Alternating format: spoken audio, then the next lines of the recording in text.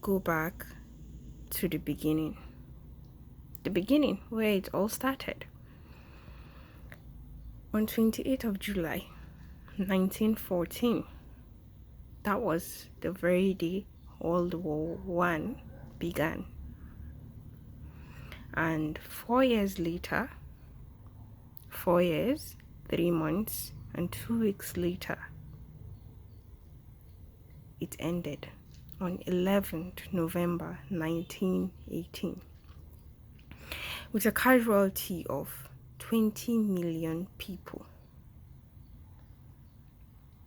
20 million people died during World War One. Could be more, but statistically, we have a result of about 20 million people who died. And the Treaty of Versailles was made to avoid, or rather, to prepare superpowers against World War II. 21 years later, after World War One, on the 1st of September 1934, World War II started. 6 years later, on the 2nd of September 1945, 85 million people died. 85 million people.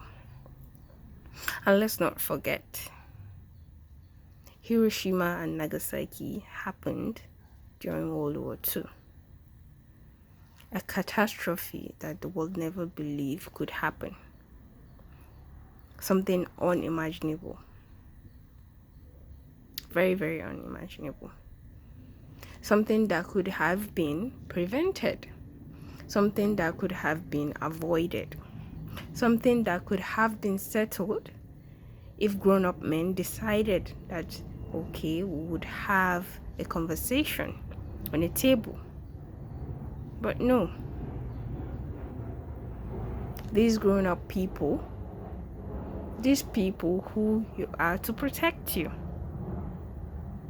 these people who you trusted, decided that, you know what, 85 million people should die. And they don't care.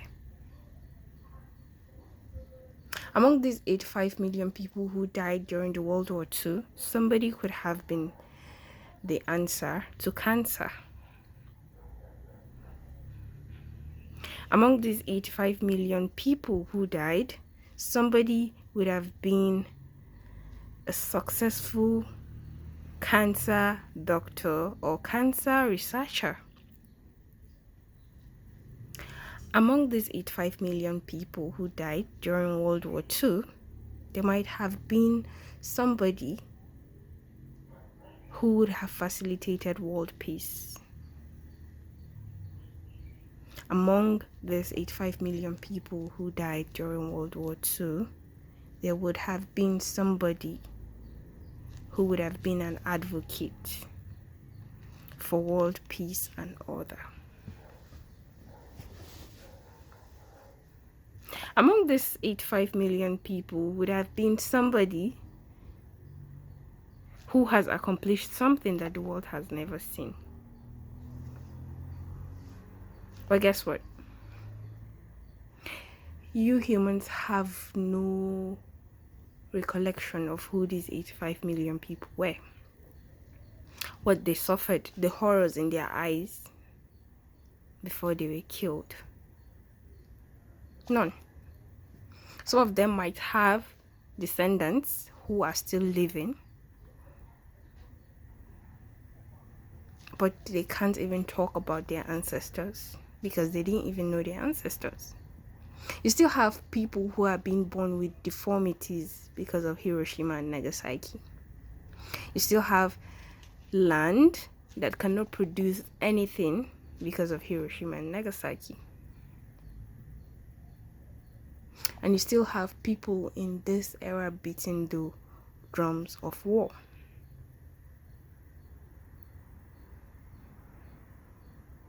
And you still have people who justify war on your behalf. Whether you like it or not, you must go to war. You must die in a war. You still have people who make policies that innocents have to die because their government decide to make a policy that doesn't align with your beliefs. You still have people who believe that it doesn't matter that you die, your country will be honored on your behalf. You have laid the ultimate sacrifice for your country. And you still have people who don't care that you die because it's war, and obviously people die in wars. People justify it even before you put on that uniform and boots and go to another country to kill innocent people on behalf of your government, on behalf of your country's honor.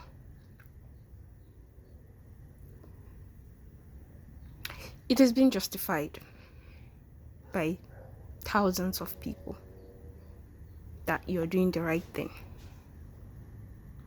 And you find a way to console yourself and tell yourself that, yeah, you're doing it for your country. You're doing it for the better of tomorrow. You're doing it for the, good of your country. You're being sent to a battlefield where you don't know what the outcome might be.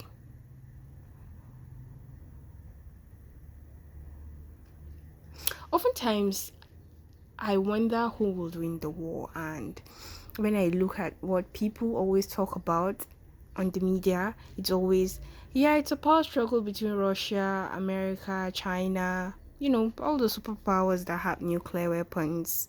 And, some people are hoping that, a change in the world, if another country becomes a superpower, things will get better. No, things would never get better.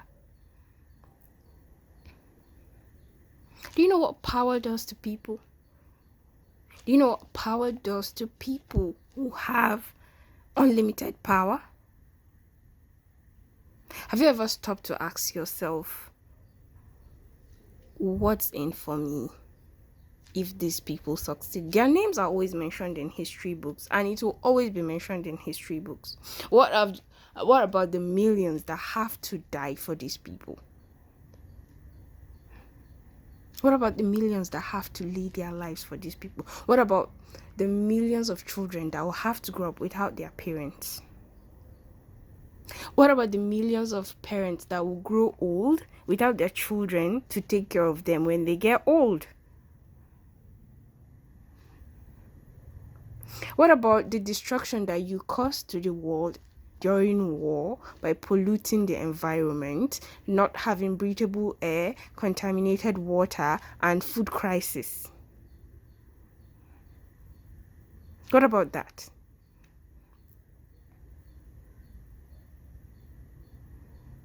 What about that? What about people who are about to lose their identity because, their lands have been taken over, they don't have any culture anymore, they don't have where to turn to, they become refugees in other countries, they become forceful migrants from their own homeland, going to rely on a foreign land, starting a new life that they have no idea what they're doing. What about that?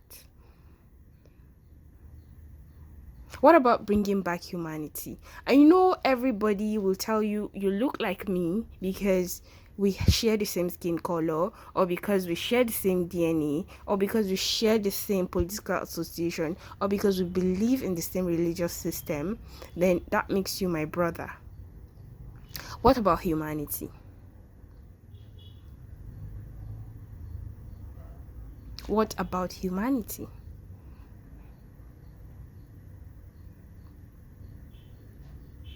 There's no justification for modern war. There isn't a single justification for human war. And until your leaders and your political allies start telling you the truth about why they actually go to war, which is all about control, which is all about gaining power and access to unlimited resources. That is the truth that they are not telling you. They want ultimate power, ultimate control over resources. Hence why you go and die for them. And the history book will not remember you. The history book will not justify your actions. The history book will just say you are among millions of people that had to die for a particular person who will be mentioned over and over and over again in history books. Think about it. Think about the people that will starve to death for not participating in this war, for not being heard, for not even being interested in this war. Think about it. Think about the future. Think about the kind of chaos that the world is about to put itself in. And I find it very funny that humans call themselves the higher mammals, but they don't even think high of themselves. They don't even prioritize themselves. They prioritize what they can control, who they can control, and how they control it. Think about it.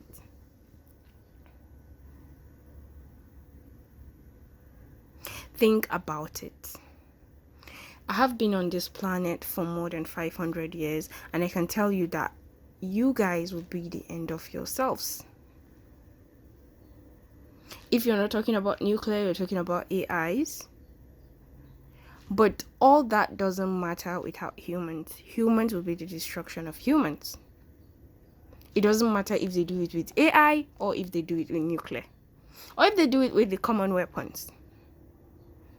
Or if they do it by causing climate change and global warming. It doesn't matter. Humans will be the end of humans. Unless they decide to put humanity first. Humanity should be the first thing you think of every day you wake up. Kindness should be the second thing you think about when you wake up.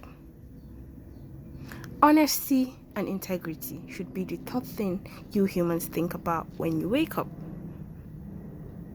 Until you have begun to do that, until you have begun to see the point of view of other people, until you begin to accept that all people are human beings, it doesn't matter what beliefs they have, as long as it doesn't cause harm, they're just people who have different opinion from yours.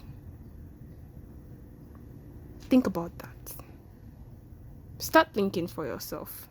And I want you to also know that there's no such thing as freedom. Yes. There is no such thing as freedom.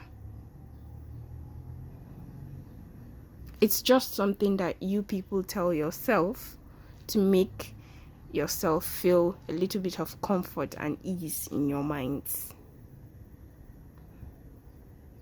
Until you begin to accept all those terms and conditions, I think that's when the chaos will have a little bit quiet. Think about it.